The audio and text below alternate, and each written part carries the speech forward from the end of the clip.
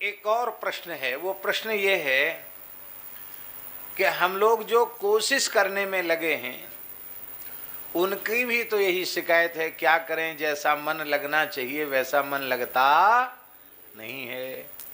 तो जैसा गोपियों का मन लग गया ऐसा हमारा मन कैसे लगे। तो उसी की बात यहां आ रही है।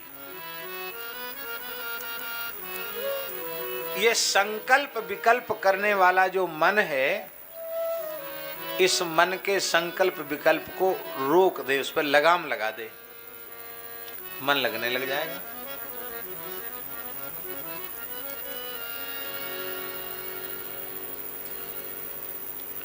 यह लिखने योग्य बात है। भजन यदि करना चाहते हैं ईमानदारी से, उसके लिए दो चीजें बहुत आवश्यक हैं, निष्काम वृत्ति और निसंकल्प स्थिति। निष्काम वृत्ति, आप लोग कहेंगे निष्काम वृत्ति कैसे होंगे, कामनाएं तो हमारे जीवन से जुड़ी हुई हैं, कैसे निष्काम वृत्ति होगी। विवेक और विचार से निष्कामता आ जाएगी, कठिनाई नहीं है। कौन सी ऐसी कामना है जो हमारी हजारों बार पूरी न हो चुकी हो। मान लो हमारे मन में पढ़ने लिखने की कामना है, तो ये पहला जन्म तो है नहीं, इसके पहले पता नहीं कितने बड़े प्रकांड पंडित रहे होंगे, कितने शास्त्रों को पढ़ा होगा, वासना पूरी हुई।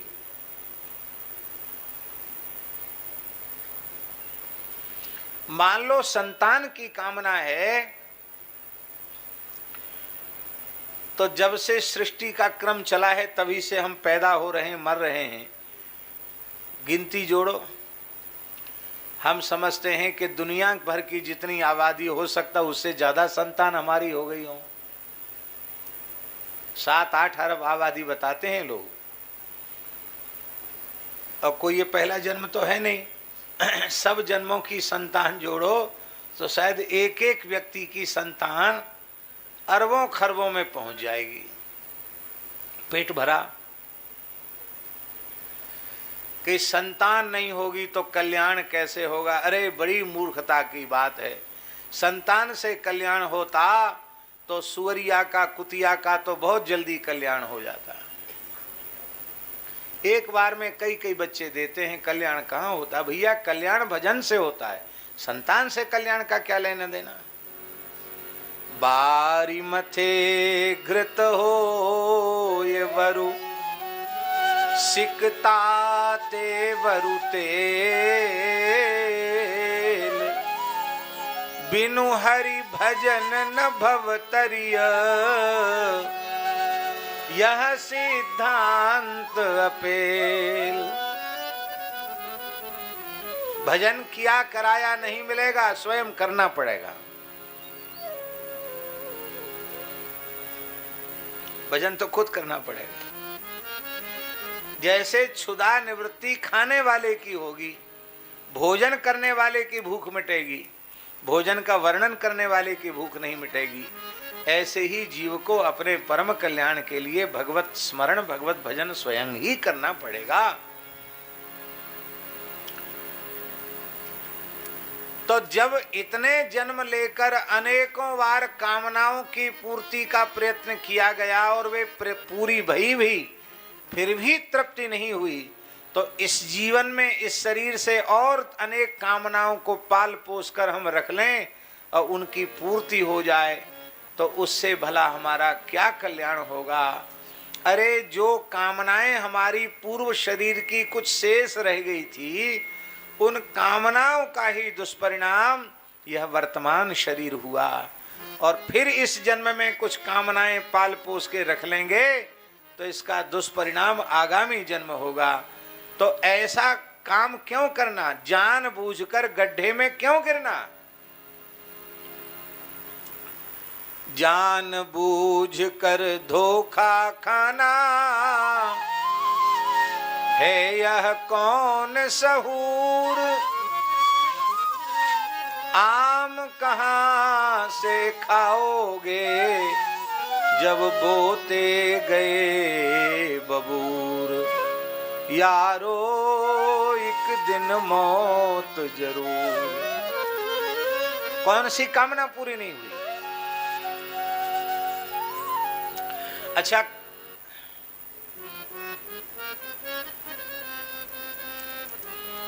एक कामना पूरी हुई नहीं कि उस कामना से संबद्ध अनेकों कामनाएं पंक्तिबद्ध होकर खड़ी हैं।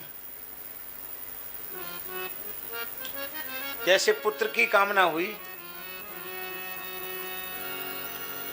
फिर पुत्र की कामना वहीं विराम नहीं लग जाएगी, फिर ये बीमार रहता है, ये स्वस्थ होना चाहिए, दूसरी कामना, अच्छे स्कूल में नाम लिख जाए, ये कामना, फिर पढ़ाई लिखाई बढ़िया हो जाए, ये कामना, अरे इतना पैसा खर्च किया, अच्छी नौकरी नहीं लगी, ये कामना, फिर ब्याह हो जाए, ये कामना, फिर उसके बच्चे हो जाएं, ये कामना। कामनाओं से पिंड छूटने वाला नहीं। कैसे छूटेगा? कामना करना छोड़ दो, यही कामना से पिंड छूटने का मंत्र है।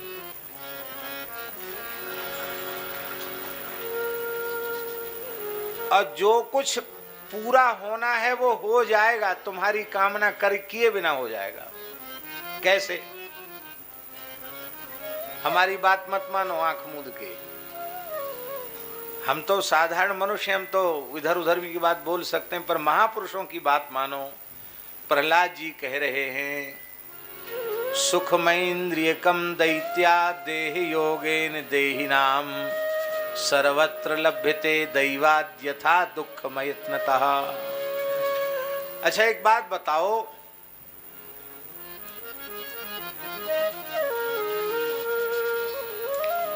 सुख की कामना सब करते हैं, दुख की कोई कामना करता है?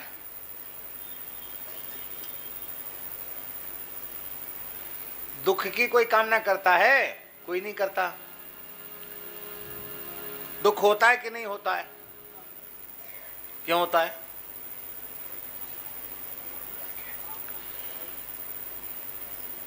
जैसे बिना चाहे दुख होता है, ऐसे ही बिना चाहे सुख होगा।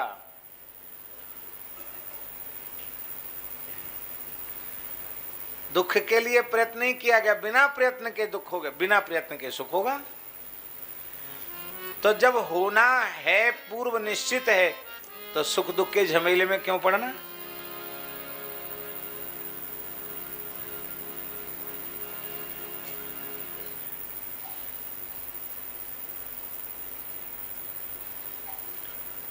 ये मन न जाने क्या क्या दिखाए, कुछ बन न पाया मेरे बनाए। संसार में ही आसक्त रहकर दिन रात अपने मतलब की कहकर, सुख के लिए लाखों दुख सहकर, ये दिन ये अब तक यूं ही बिताए। हे नाथ अब तो ऐसी दया हो, ये जीवन निरर्थक जाने न पाए। विचार करने से, केवल विचार करने से निष्कामता आ जाएगी, क्योंकि कामना करने से पूरी तो होनी नहीं। कामना करके हमने एक नई विपत्ति मोल ले ली, जन्म मृत्यु के चक्र में जानबूझकर हम कूद पड़े। तो विचार करेंगे तो कामना नष्ट हो जाएगी, निष्कामता आ जाएगी। और यह है निष्काम वृत्ति। दूसरी है निसंकल्प स्थिति। हमारी स्थिति निसंकल्प होनी चाहिए, यही है मन का निरोध।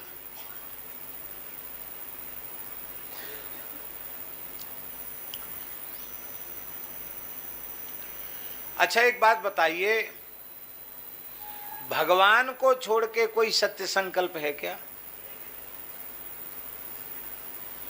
भगवान को छोड़ के कोई सत्य संकल्प है क्या? नहीं है। भगवान ही सत्य संकल्प हैं। राम सत्य संकल्प प्रभु सभा काल वस तोर, मैं रघुवीर शरण अब जाऊं देव जनि खोर। भगवान सत्य संकल्प हैं। और यदि जीव सत्य संकल्प होता, यहां कोई बैठा नहीं दिखाई पड़ता। सब राष्ट्रपति प्रधानमंत्री बने होते। हमारे संकल्प में ताकत होती तो सब राष्ट्रपति प्रधानमंत्री बन जाते। हमारे संकल्प में ताकत है नहीं है। तो संकल्प करके परेशान क्यों होना? तब आप लोग कहेंगे कि फिर ये जो पंडित ब्राह्मण लोग हाथ में जल लेकर संकल्प कराते हैं, ये क्या है? ये वस्तुतः संकल्प जिसके हम निषेध कर रहे हैं वो संकल्प नहीं है। ये तो हम इस कर्म का अनुष्ठान करने जा रहे हैं, उसका भाव है, उस कर्म का संकल्प है। वस्तुतः वो ऐसा संकल्प नहीं जिस संकल्प का निषेध किया जा रहा है, वो संकल्प वो नहीं है। और उस संकल्प में भी, कर्म का जो संकल्प है, उस संकल्प में भी भगवत भक्तों का संकल्प अलग होता है। दूसरे लोग संकल्प करेंगे किसी पूजा पाठ कर्मकांड के पहले, तो कहेंगे अप्राप्त लक्ष्म्याः प्राप्त्यर्थम, प्राप्त लक्ष्म्याश्च चिरकाल संरक्षणार्थम, लोके सभायाम राजद्वारे यशो विजय लाभादि प्राप्त्यर्थम, ग्रहकृत राजकृत सर्वविध पीड़ा निवृत्ति पूर्वक नैरुज्य पुष्टि दीर्घायु धन धान्य समृद्ध्यर्थम। इतने से ही संतोष नहीं हुआ। बोले अस्मत् जन्मांगे ये केचित विरुद्ध चतुर्थाष्टम द्वादश ग्रही सूचितम संसूचिष्यमाणं यत् सर्वारिष्टम तद विनाश द्वारा एकादश स्थान स्थित शुभ फल प्राप्त्यर्थम। अब तो हो गया पूरा। बोले अभी कहाँ हुआ? सकल मन ईप्सित संसिद्ध्यर्थम। ले उसा ऐसे आदमी को पकड़ के लाओ जिसके सकल मन ईप्सित की सिद्धि हो गई। पर हम लोगों को संतोष ही नहीं है कामना से। ये संकल्प खराब नहीं, संकल्प तो बिल्कुल सही है।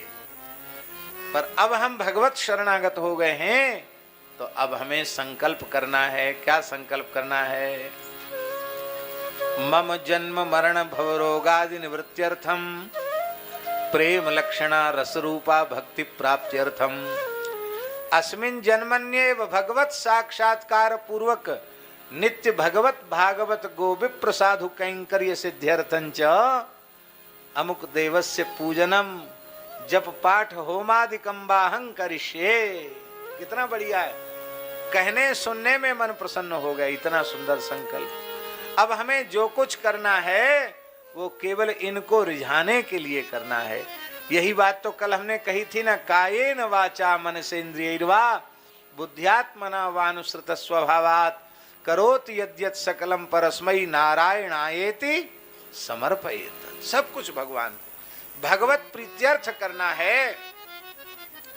इसलिए निष्काम वृत्ति स्वीकार कर लो और निसंकल्प अवस्था को स्वीकार कर लो, तो बुधो निरुंध्यात्। निष्काम वृत्ति से, निसंकल्प स्थिति से मन का निरोध हो जाएगा।